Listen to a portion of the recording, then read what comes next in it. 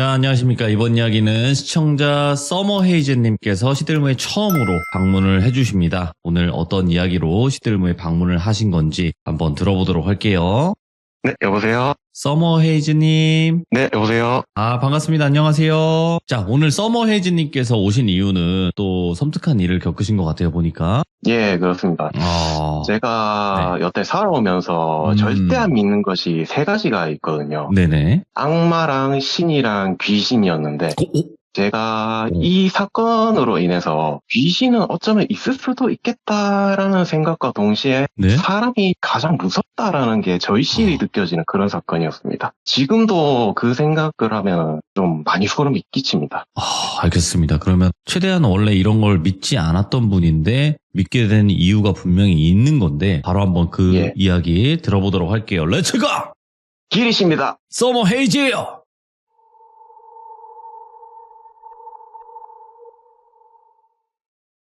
때는 2017년 12월 23일입니다. 제가 날짜까지 정확히 기억하고 있거든요. 그때가 제가 육군으로 강원도에 위치한 부대에서 병력의 의무를 수행을 하고 있었습니다.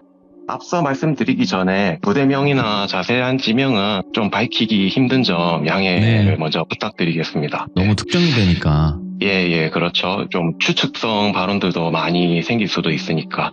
일단 제 보직은 본부중대 정훈병으로 있었는데 그때가 제가 전역이 100일도 안 남은 채였고 2017년 11월부터 지휘통제실 당직 근무라는 것을 들어가게 됩니다. 그때부터 거의 비슷한 시기에 제 부사수가 들어오게 됩니다. 이 친구를 똘비라고 하겠습니다. 제 부사수가 들어오게 되면서 이제 인수인계를 하다가 처음에 얘기한 2017년 12월 23일이 됐을 때 그날은 당직병 1명, 저랑 당직사관, 부사관 간부님 1분, 그리고 장교 출신분의 당직사령분 1분 이렇게 3명이서 다음날 아침 9시까지 당직 근무를 서는 날이었는데 그날은 그냥 평상시대로 서는 당직 근무였습니다. 그렇게 새벽 1시 한 40분쯤 넘어서 저도 약간 조금 졸리기도 하고 그래서 당직사령님과 당직사관님께 허락을 받고 흡연장으로 갔어요.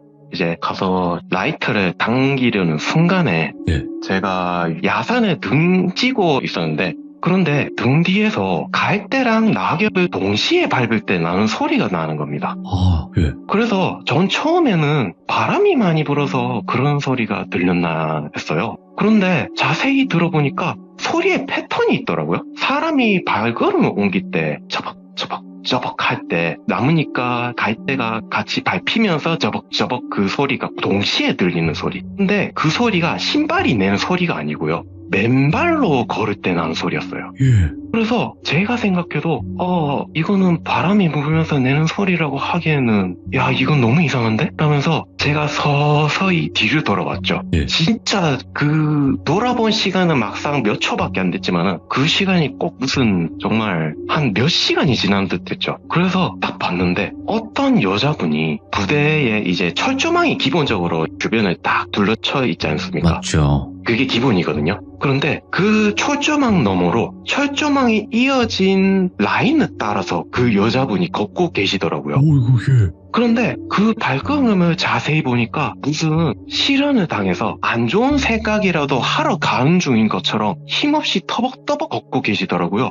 그래서 모습은 그때 지금도 생각하면 너무 소름이 끼치는데 그날 영하 19도였거든요. 체감온도도 영하 24도였어요. 그랬는데 그 여자분이 행색이 어땠냐면은 나시 차림에다가 짧은 치마에다가 맨발로 가시더라고요. 이게 상식적으로 이 한겨울에 입을 수 있는 사람의 옷차림이 아니잖아요. 그래서 이게 너무 소름이 끼쳐가지고 근데 처음에는 소름이 끼치는 거랑 별개로 이 추운데 어떻게 저렇게 가시나 얼른 들어가시라고 해야 되나 고민 중이었거든요. 이상하다는 생각을 둘째치고 말씀을 드려야 되나 그 생각을 했어요. 귀신을 안 믿으니까 이때는 이제 처음에는 누가 봐도 사람으로 보였거든요. 제 눈에 보였으니까 형체가 보였거든요. 뚜렷하게. 그리고 또 저희 부대는 반경 2km 이내에는 부대 바로 옆에 위치한 소 축사하시는 할아버지 빼고는 민가가 없었거든요. 그래서 상식적으로 생각하면 이 2km 떨어진 곳에서 여기까지 걸어오신 일이 별로 없단 말이에요. 그렇다 하더라도 그분이 부대에 접근을 하시면은 근처에 위병소에서라도 목격을 해서 보고를 하든가 아니면은 탄약고 쪽에서도 탄약 초소를 근무를 서시는 분들도 계시는데 예. 그분들에게서도 무전이 왔었어야죠. 그런데 그게 아예 없었거든요. 그래서 이건 보고를 하고 또 나눴어야 되는데 그래서 이상함과 동시에 나라도 말씀을 드려서 얼른 들어가시라고 해야 되나? 아니면은 빨리 지통실에 들어가서 보고를 내가 해드려야 되나? 예. 그 생각을 두 가지 동시에 들었더라고요. 그분이랑 저랑 거리가 7m밖에 안 됐어요. 7m밖에 안 됐는데도 그분이 너무 잘 보였고 그래서 그래 한번 가보자. 그때 당시에는 제가 보고를 해드려야 됐다는 생각보다 몸이 그냥 그쪽으로 향하는 거예요. 마치 약간 공기가 너무 무거워서 다리가 이상하게 그냥 움직이는 듯한 그런 느낌이더라고요. 그 순간에 몰랐었는데 제가 몇 걸음을 걷고 멈추게 되면서 여자분의 얼굴이 본격적으로 더 선명하게 보였을 때 그 이유를 알고 맙니다. 그 여자분이 왼손에 뭔가를 움켜쥐고 계셨는데 그게 뭐였냐면 날띠 낡은 손도끼였어요. 본인 팔을 천천히 들어올리더니 그거를 팔 접히는 부분이 있지 않습니까? 팔꿈치 쪽에 그쪽을 스스로 서걱서걱 하기 시작하는 겁니다. 이게 너무 괴이한 광경을 보게 되니까 머릿속으로는 떨어지라고 하는데 발이 말을 안 듣는 겁니다. 마치 그 동물이 천적을 봤을 때 몸이 딱딱하게 굳어지는 그런 느낌처럼요. 제가 그 느낌을 처음으로 이해를 하면서 처음으로 겪어봤습니다. 그런데 더 소름이 끼쳤던 건요. 그 여자분의 표정은 환하게 기괴하게 웃고 있더라고요. 마치 자기 팔을 쓸어내는 일이 본인에게 최고의 쾌락이라고 생각하는 것처럼요. 와, 이대로 있다가는 나도 잘못되겠다. 이거 철조망이 있다 치더라도 이거 더 큰일이 일어나겠다. 직감을 한 거죠. 그래서 적먹던 힘을 쥐어짜내서 그때는 제가 발을 어떻게 옮겼는지는 모르겠는데 단신이 발을 옮겨서 부대 건물 안쪽을 뛰어가려고 하는데 갑자기 뒤쪽에서 냉기가 확 끼쳐오는 겁니다. 한겨울에 그 냉기가 아니고 뭔가 푹 하는 그런 공기가 끼치면서 제 귓가에 목소리가 나지막히 들리는 겁니다. 어디가? 너도 살려야지. 이렇게 얘기하는 겁니다. 그 순간에 너무 무섭고 이거 울고 싶은 그런 느낌이라서 이걸 어떻게 해야 되지?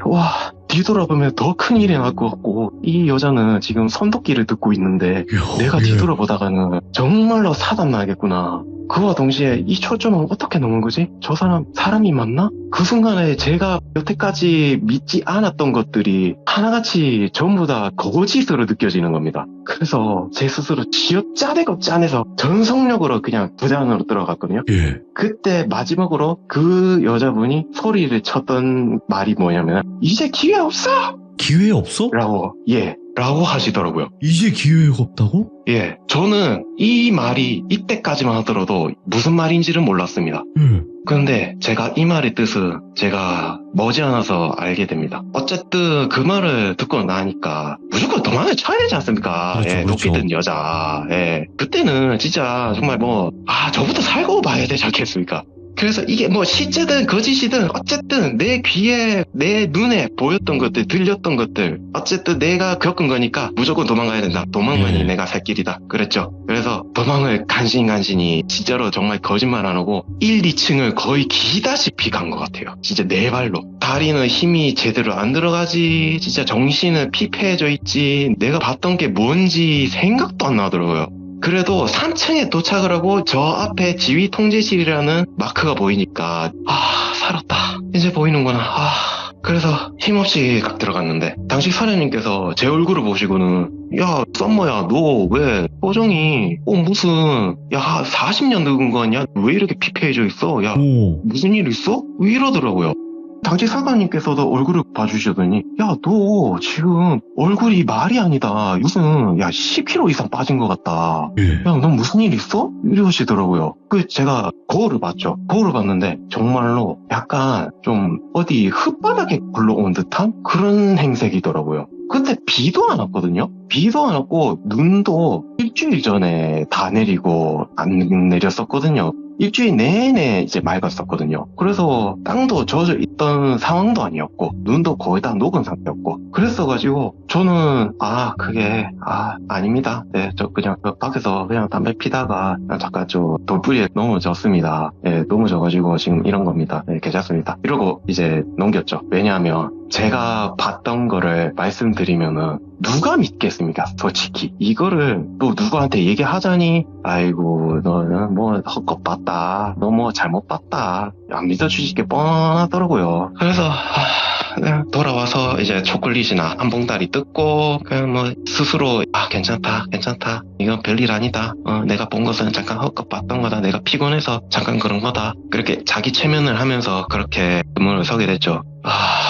그래서 그렇게 아침 7시가 되면서 점호를 하게 되고 점호를 하면서 아침 식사가 지나게 되고 9시가 되자마자 저는 긴장이 확 풀리면서 이제 다음 당직을 서게 되는 당직병에게 이제 인수인계를 해주게 되고 인수인계를 완료하고 난 다음에는 바로 생활관으로 들어가서 정말로 뭐 졸도하듯이 제자리로 들어가서 잠에 취해버렸습니다. 진짜 그때는 정말 잠에 취해버렸다는 표현이 알맞을 정도로 졸도했습니다. 정말로 진짜. 그렇게 한 4시까지 취침이 허락이 되어 있거든요. 그래서 한 4시까지인가 잤었는데 귀에서 자꾸 뭔가 군대에서는 들을 수 없는 이질적인 소리가 나는 겁니다. 자세히 들어보니까 경찰차 소리 이런 소리 있지 않습니까? 저는 처음에는 제가 뭐 잘못해서 뭐 경찰서에 끌려왔나 했거든요. 근데 그게 아니었어요. 멀쩡히 제 눈을 뜨고 보니까 제 생활관 침상에 정상적으로 누워 있었어요. 그래서 대체 이게 무슨 상황이지 싶어서 창밖으로 내다보면 바로 밀병서가 보이는 생활관에서 지내고 있었거든요.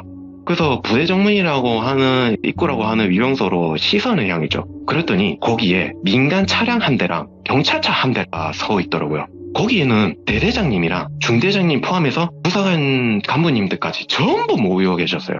그런데 군복 차림이 아니었고 운동복 차림 있지 않습니까? 그런 차림으로 다들 계시더라고요.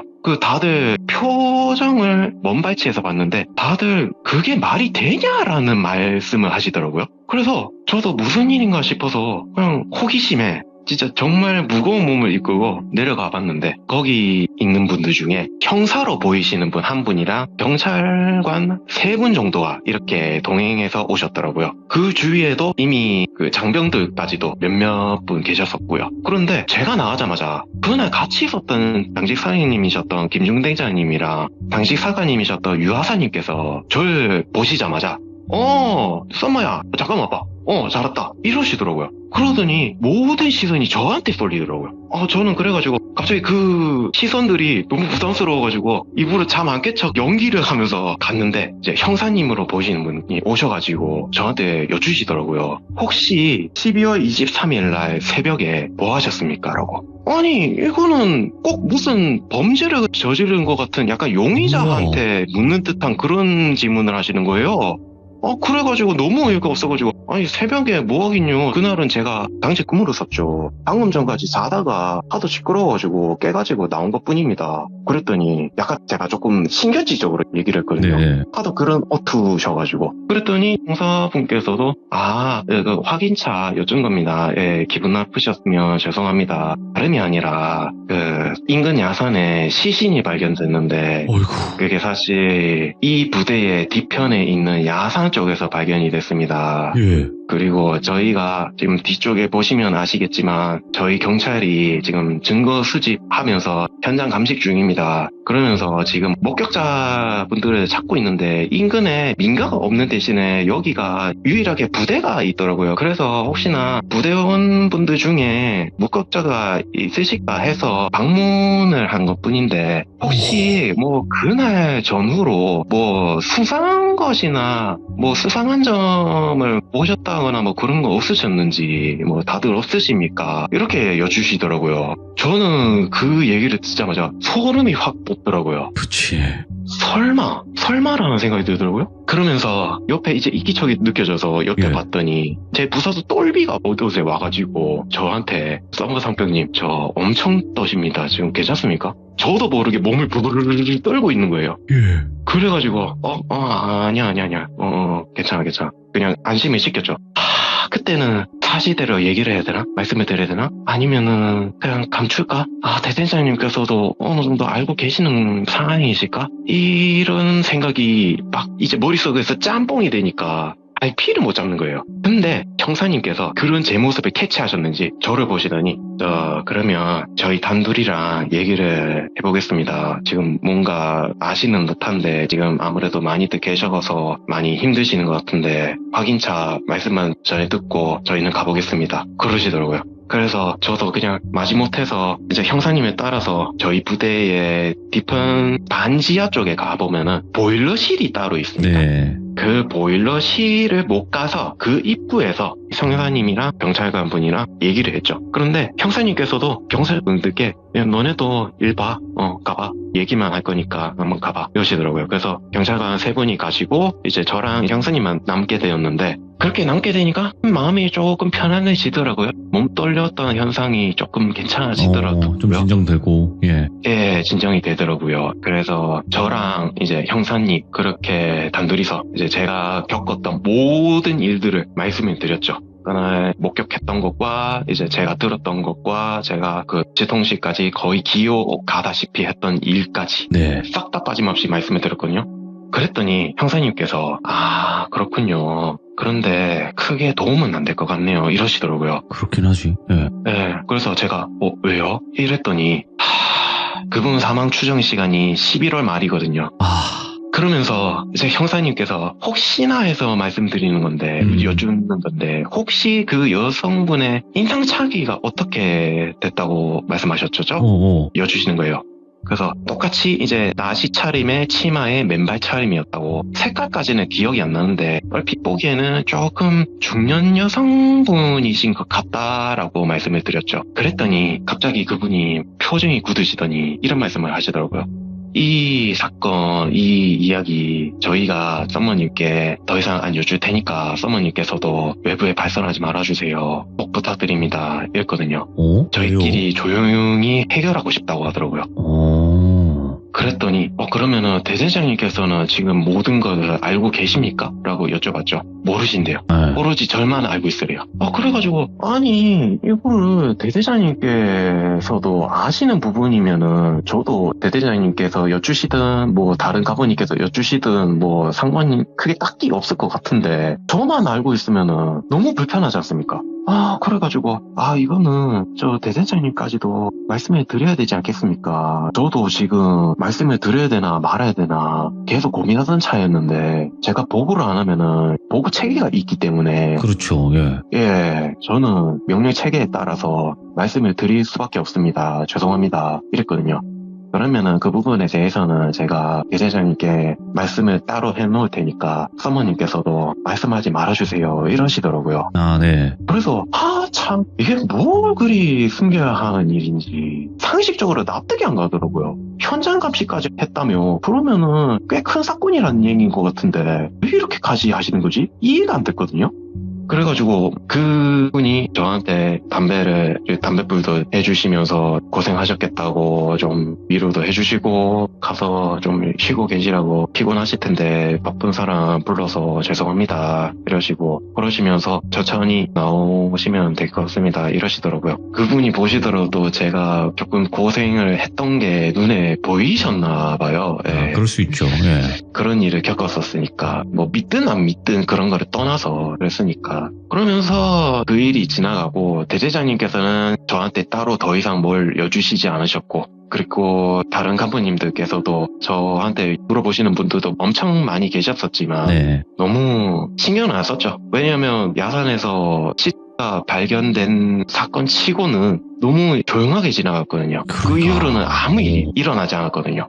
그래서 예정대로 뭐 일과도 하고 일과 지내다가 뭐 당직 써고 이렇게 지내다가 말차 휴가도 나오고 그러다 보니까 3월이 되어서 저녁날이 됐고 저희 생활관의 친구들이랑 엄청 친해졌거든요. 네. 친해지면서 제가 친구들한테 얘기를 했거든요. 지금은 친구들이지만 그 친구들한테 야 너네 다음 달에 혹시나 외박 나올 일이 있으면은 내가 놀러 갈게 같이 놀자. 제가 사실 집이 좀 많이 멀거든요. 거기서 제가 복무했던 곳에서 5시간 걸리거든요. 그랬는데도 그 친구들이 아직 복무하고 있으니까 또 외박 나오는데 저라도 조금 위로해주면서 같이 놀아주면은 편하고 반갑기도 하고 어차피 사회에 나오게 될 애들이면 기왕이면은 더 친해지면은 더 좋지 않습니까? 그러다 보니까 다음 달에 꼭 내 외박 나와라. 외박 스케줄 잡히면은 나도 그 스케줄 잡아가지고 같이 가겠다 그랬거든요. 그래가지고 그렇게 한 달간 또 시간이 수동살같이 지나고 4월 14일이 됐습니다. 예. 그날 외박을 나오면서 애들이 나오는데 한 명이 안 된다는 겁니다. 그게 누구였냐면 제 부사수 똘비였습니다. 근데 그 똘비가 어디서 봤냐면은 위병소 근무를 서고 있는 겁니다. 네. 원래 위병소 근무를 본부중대 소속은 안 하는 거거든요. 그랬는데 얘가 갑자기 위병소 근무를 서는 겁니다. 그래가지고 제가 물어봤어요. 야 너네 혹시 뭐 훈련 중이냐? 훈련 중에는 물론 간혹 그런 일이 있거든요. 그랬는데 아니요 저 사실 저 이거 위병소 끝나면 제가 좀 있으면 끝나거든요. 예, 제가 끝나면은 말씀드리겠습니다. 내막 있습니다. 이러더라고요. 네. 와 그러면서 야 이거 뭔 일이 있구나. 그래가지고 잠깐 기다리고 있는데 면회실이 따로 있거든요. 면회실에서 기다리고 있는데 작전과장님이랑도 지나거든요. 작전과장님께서 갑자기 오셔가지고 어이구 썸머야 야 박수를 건네주시더라고요. 그래가지고 아이고 너무 반가워가지고 아이고 이거 썸머 이거 어쩐 일이냐 야씨 그렇게 서로 안부도 묻고 얘기도 하면서 같이 또 흡연장에 가서 담배를 피우고 있는데 갑자기 작전과장님께서 표정이 굳으시더니 사실 썸머 너 전역하고 나서 부대가 한 번 더 뒤집어졌었다. 사실 대대장님께 내가 전해 들었는데 너 그 여성 시신 봤다는 거 알고 있다. 그거 사실 며칠 전에도 우리 부대 방문했던 그 형사 알지? 그 형사가 와서 너 찾던데 내가 전역했다고 갔다고 혹시나 뭐 연락 닿으면 얘기 좀 전해드리라고 형사님이 그렇게 얘기를 해주시더라. 언제 얘기해 줄까 했는데 오늘 해야 될 것 같다 그러시더라고요. 그래서 뭔 일 있습니까? 뭐 있습니까? 근데 그 이야기가 너무 충격적인 겁니다. 그 여성 시신이 사실 다른 타지에서 되어서 네. 이 부대 뒷산에 묻혀진 중년 여성분이라고 하시는데 그 사범이 누구냐면은 그 중년 여성의 남편분이랍니다. 근데 이 남편이 술에 폭언에 마누라 폭행에 심지어 여자 문제까지 아주 그냥 진짜 종합 선물 세트인 겁니다. 인간쓰리. 네. 그러다가 이 여성분께서 더 이상 못 버티겠다. 니랑 끝낼란다. 집을 나가려다가 남편이 그거 듣고 너무 열받아서 집에 있던 나무 장작을 조금 패던 선도끼로 선도끼구나. 그 여성분을 산 겁니다. 그런데 여기서 더 소름인 거는 도끼로 한 번 내렸으면은 그걸로 그냥 끝낼 것이지 그걸 여러 번 했거든요. 네. 형사님 말로는 10여 회 이상이 넘었답니다. 그래서 시신을 발견했을 때도 형체를 알아볼 수가 없었답니다. 진짜 그래가지고 남편이 일단은 했지 않습니까? 어찌됐든 이거를 은폐를 해야 되지 않습니까? 그래서 처음에는 이 시신을 어디다 묻어야 될지 모르겠답니다. 어디를 묻어야 될까 고민하다가 타지에 가서 아무도 모르는 곳에 가서 묻어야겠구나. 그곳이 바로 저희 부대의 뒷산 야산이었던 겁니다. 예. 그런데 묻는 과정도 참 기가 막힙니다. 이 사람이 땅을 파내가지고 매장을 하는데 기껏 다 팠는데 그 마누라분을 묻는데 이게 오른팔이 튀어나와 있는 겁니다. 끝끝내 안 덮어지는 겁니다. 잘. 그래서 그거를 토를 했죠. 예. 그래서 제가 본 것이 그 여성분께서 왼팔로 그 날뛰달기는 손놓기로 오른팔을 스스로 해하고 계셨었던 거고 그리고 막상 생각해보니까 이제 기회 없어라고 하셨지 않습니까? 예. 그 기회 없어가 무슨 뜻이었냐 제가 추정을 해보니까 예. 너 아니면은 지금 나를 발견할 기회 없어라는 뜻이었던 것 같아요. 너 말고는 이제 목격자가 없어 이런 느낌으로. 예, 알고 보니까 그 목격자가 아무도 없을 거라는 그런 암시였던 것 같아요. 아, 그럴 수 있겠다. 예, 그래서 작전과장님께서 추가적으로 그게 사람 아이고 진짜 그러면서 그러면은 왜 제 부사수가 지금 의병소 근무를 서고 있습니까? 여쭤봤더니 작전과장님께서 웃으시면서 말씀하시더라고요. 예. 네가 강원도에 사는 것은 아니지만 너도 어느 정도 여기 부대에 복무를 하면서 대충 흘러가는 판이 알지 않냐. 강원도의 깊은 곳의 일들은 알려지지 않은 비밀들이 엄청나게 많다. 예. 신문과 뉴스에 나오지 않은 것이 정말 네가 생각했던 것보다 너무 많다. 이 정도는 세발의 피다. 그러면서 사실 이 부대 친구들도 이 부대원들도 몇몇이 봤댄다. 그 사건이 터지고 나면서 몇몇이 봤단다. 최근 들어서. 그래서 무서워서 군무를 못 쓰겠대. 그래서 한 중대에서 항의가 들어왔단다.